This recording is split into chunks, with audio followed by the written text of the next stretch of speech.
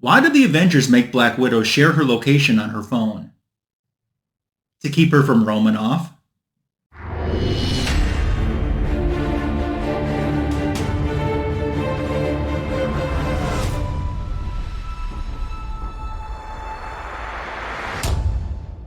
Thanks for stopping by Comic Book Editions Volume 165. Today we're going to do a Black Widow comic book haul. I want to show you some recent Wonder Woman incentive covers I've added into my collection. Blame 'em and Name 'em is back because unfortunately I've had another bad experience with a comic book seller. And I've learned something about the Shop app. If you've ever used that app when making a purchase, you might not be aware of this either, so I'll share that information with you coming up in today's video. I'm really glad that you're here. Let's get started. It might seem like I've added a lot of Spider-Man comic books into my comic book collection this year and Justice League comic books, and both of those would be true, but slowly and even a little silently, I've been adding in a lot of Black Widow comic books, and we get started today with a facsimile. The facsimile for Tales of Suspense 57 was released last year. I finally now have a copy into my collection. The original Tales of Suspense 57 came out in 1964. We have a Don Heck cover, and a lot of these cover images that are used of Hawkeye come from the interior of the book, kind of made into a collage. I have Black Widow's very first appearance, bought that as a back issue when I was a childhood collector. I remember getting it outside of Chicago at a comic book store, and I paid $3 for it then. Just last year, at the very end of last year, you might remember in Comic Book Editions Volume 127 video, I got Black Widow's second appearance. Now, I have her third appearance in facsimile form. This one's probably going to be a tough one to get in an original form because it's the first appearance of Hawkeye, so it commands a little bit extra money. I'm not sure if I'm going to start chasing after an original copy of it or if I'm just going to be satisfied with the facsimile. For now, I'm satisfied with the facsimile. It was a good story. I don't think I've ever read this before, too. And I don't think Iron Man even knew that Black Widow was the motivation behind Hawkeye's attack on Iron Man. Because remember, back then in his first appearance, Hawkeye was a villain. He was so in love with Natasha that he would do her bidding, essentially. He would do whatever it takes to win that love. And that's basically the story of this. Plus, at the end, there's a 5-page Watcher story, which is kind of brief and kind of odd. Essentially, the theme of the Watcher story, because, the Watcher vows never to interfere, among others. Well, the people that are going to attack this planet, he stops them from attacking it. Come to find out, because it's his planet where he's from. So he says he doesn't interfere in the lives of others, but he would interfere to stop and save people from his own planet. Very Silver Age-ish Watcher story. But of course, the main meat of this is the Hawkeye story, the Iron Man story, with third appearance of Black Widow. Back then, Black Widow was non-costume, you might remember. Her first 4 appearances, she was Madame Natasha. And she was kind of like this wealthy widow. But that changed in Black Widow's 5th appearance, which came in this issue, Tales of Suspense 64. We're at 1965 now. Jack Kirby cover. This is the first costumed appearance of Black Widow. Do you remember that funky costume, that blue funky costume with the half cape and the fishnets? So 60s there. I was excited to have this one. And even though the costume isn't my favorite, it's still nostalgic, and I was happy to have it. Tales of Suspense number 60 is Black Widow's 4th appearance. So I'm definitely going after that. It's an affordable book, even though it's also second appearance of Hawkeye. It's still within my price range. So I already had the first 2 appearances of Black Widow. Number 3, I had the facsimile. I'm not sure if I'm going to chase the original or not. It's one of those, like, if I never get it in my collection, it won't surprise me. And if I do get it in my collection, it won't surprise me. But I'll go after her 4th appearance in Tales of Suspense number 60. And then we have her first costume appearance, her 5th appearance in Tales of Suspense 64. Now there's a Captain America story in here as well, which is essentially a retold story from Captain America Comics issue number 1, but some of the wording and dialogue has been altered a little bit in the Captain America story. That story wasn't quite as good. The main story here, the Iron Man story, I enjoyed much more. I'm not saying that I'm trying to put together Black Widow's every appearance that she's ever made, but the fact that these early appearances have come together so easily for me makes me kind of want to keep pursuing this and just see where it could end up. Now, I believe her next appearance is Avengers issue 16. Is that where the new team takes over at Avengers? But she's only like in 2 panels with Hawkeye essentially recapping his origin, which obviously involves Black Widow. But good book. I hadn't been chasing this one very seriously or that hard or even that long. But it just kind of fell into the collection and I couldn't be happier. First costume, Black Widow. The costume that we think of, though, when it comes to the Black Widow, debuted in Amazing Spider-Man, Volume 1, issue number 86. By this point, we're up to 1970 now. We have a John Romita cover. This comic book is really good. I had the reprinted version of it. I think they did like a Dollar Comics reprint a couple years back, which is the first time I ever read it. I've always wanted this issue too. It wasn't always the easiest to find. I know this one's in a little bit lower grade, but it's good enough for right now, at least as a placeholder, if I ever decide to upgrade my copy. If this comic book was like a TV show, it would be in the sense that essentially it's setting up Amazing Adventures, Volume 2, issue number 1. So for the first several issues of Amazing Adventures, that comic book series, Black Widow and the Inhumans starred in it, in separate stories. Black Widow had half of the book, the Inhumans had the other half of the book. And this is almost like, this issue is almost like a backdoor pilot into that comic book, which you see in television shows, but you don't see so much in comic books. This is also the first time that Spider-Man and Black Widow meet. This is also the first time Black Widow is depicted as a redhead. Maybe you didn't know that she was brunette in those earlier appearances. She's redhead from here on out, starting in this comic book. One that I didn't put together a top 12 goal list this year, but had I, this book definitely would have been on it because it's one that I've wanted for quite some time and saw an opportunity when this lower grade copy fell into my price range and couldn't resist it. So I mentioned the Amazing Adventures title, and I have a couple issues of that. I want to say the first 9 issues was Black Widow and Inhumans co-starring together. This is issue number 2. So Amazing Adventures Volume 2, issue number 2. This is also 1970. I think this is John Buscema on the cover.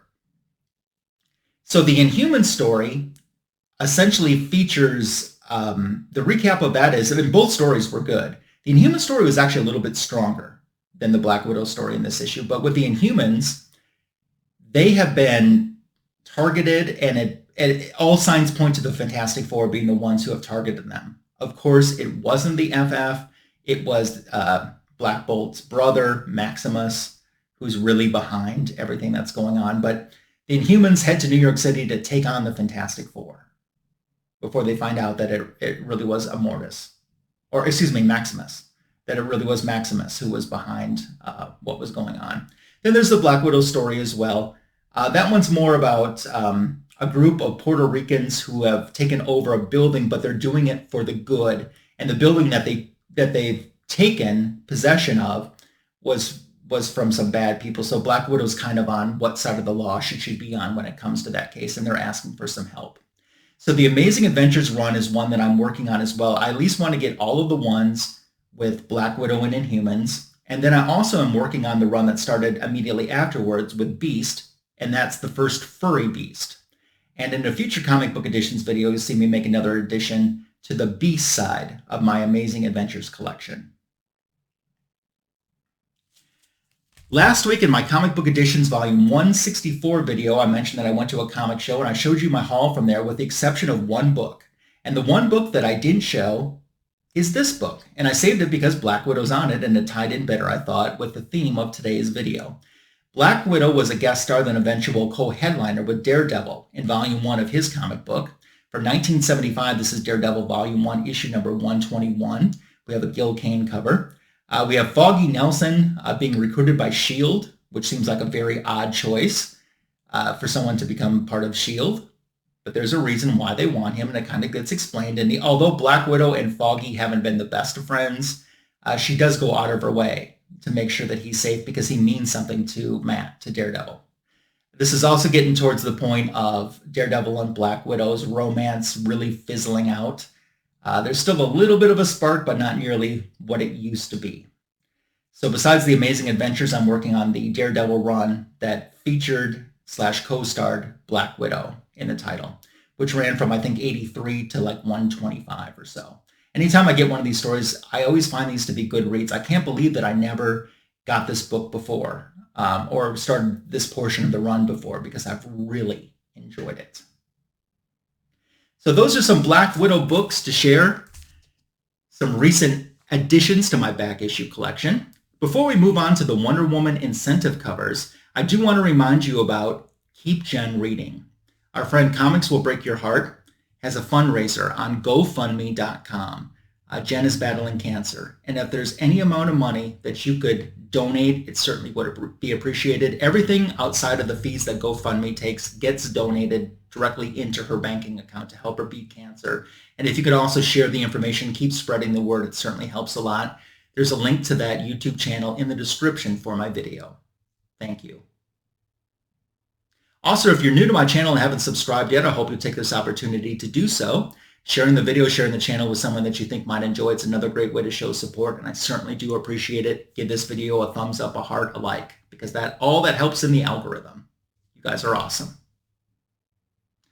Let's move on to the Wonder Woman portion of my comic book additions. These are some incentive covers that I've recently added into my collection, and this one is almost a ghost already. This is Wonder Woman issue number 800, the second printing 1 in 25 incentive cover. Essentially, it's just a virgin variant of a previous cover for the first printing. The only difference is they had very minimal trade dress, like here and here, and they just removed that. I kind of think that that's being pretty lazy. I also am not sure if I like second printings having incentive covers, because a lot of people, this was a 1 in 25. A lot of stores didn't even order 25 copies of a second print to even get this incentive. So that's what's kind of made this book a ghost. That also brings me to the blame 'em and name 'em portion. My LCS didn't get a copy of this, so I had to go elsewhere to find this. I ended up making an order with Lunatic Comics. I believe they're out of California. The book was already released. It was on their website. It was marked in stock. I couldn't get them to ship it. I couldn't get them to even reply to inquiries or messages and just to get us an order update. And then this ties into the shop app, because I used the shop app to pay for that, and I busted it into 4 different installments because I paid a lot of money for this book. I mean, a lot of money. And, you know, shop is kind of like an equivalent of PayPal. But here's a big difference that I didn't know about, and maybe you didn't know about either. With PayPal, if you have a dispute, if someone doesn't send the item, you know, PayPal takes care of it for you and usually rules in favor of the buyer. Shop doesn't do that. If you have a disagreement with them, the most they'll do for you is just let you send a message directly through the shop app. And then they say, well, when it comes to money, you'll just have to contact your financial institution, your bank, or whatever bank or card that you used for this, and they'll have to take care of that. So they don't stand by the consumer, the buyer. They don't offer the protection like PayPal does. So unless you're buying from someone that you bought from before and know that they're reputable, I would not recommend the shop app. That's just my 2 cents. It's not a call to action. It's also not a call to action against Lunatic Comics. But right now, I'm in the process. I've already filed a dispute with my bank over the charges for a book that they wouldn't send and they wouldn't reply to. Too many people selling comic books that really have no business selling comic books. And when you provide that type of service, you don't have any business selling comic books, in my opinion. Not a call to action, just sharing with you, buyer beware.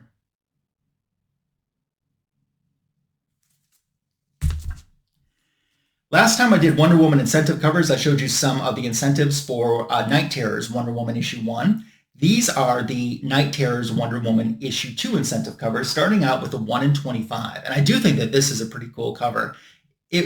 Timing-wise, if this would have came out in October instead, you know, to tie into Halloween, I think this is even more of an awesome Halloween cover. And I think this is something I'll probably post on my Instagram page, closer to Halloween, coming up in the upcoming weeks, because it seems more Halloweenish to me than it did a summer theme. The Night Terrors Wonder Woman title was not so much my favorite, and I mentioned that in my last video as well. Here is the incentive cover, the 1 in 50 for the same issue, Night Terrors Wonder Woman issue number 2. And I think one of the reasons why I didn't like this so much, it felt much more like a Justice League Dark book, which I don't have anything against that, than it did just a Wonder Woman solo book, though. And that's probably why I didn't enjoy it nearly as much. This cover's not bad, though. I kind of like the other cover a little bit better. But these are ones, I just don't see myself excited to go back and reread at some point. They all can't be winners. You've heard me say that before. They all can't be winners. I wish they could, but they all can't. So the new Volume 6 of Wonder Woman is out, and the book is a hit, to say the least. All copies of issue 1 sold out, and now a second printing of issue 1 is coming out. To my knowledge, there is not going to be an incentive cover, which is good. But there is going to be a new original Jim Lee cover for the second print of Wonder Woman, Volume 6, issue number 1. So this is the same book. It's first printing Wonder Woman, Volume 1, issue number 1. This is the Tom King written book, but this is the 1 in 25 incentive cover. Not bad with the tigers there. I don't exactly connect tigers with Wonder Woman, but still not a bad cover. Did you get a chance to read this book yet? I know when it was released a few weeks ago, it was like the talk of the week with comic books. And as a Wonder Woman fan, it's nice to see that Wonder Woman get a little bit of attention and become the talk finally. As for me, of course I read it. I read it the day it came out. I thought it was a little wordy, but not so much bad wordy. I mean, it was wordy, but it still gave you the information that you needed. I did think that it took a little bit too long to finally show Wonder Woman within the context of her own book. So that took a little bit longer. Overall, my general thought was I enjoyed it / I'm curious to see where the story goes and what direction or what journey it takes us on.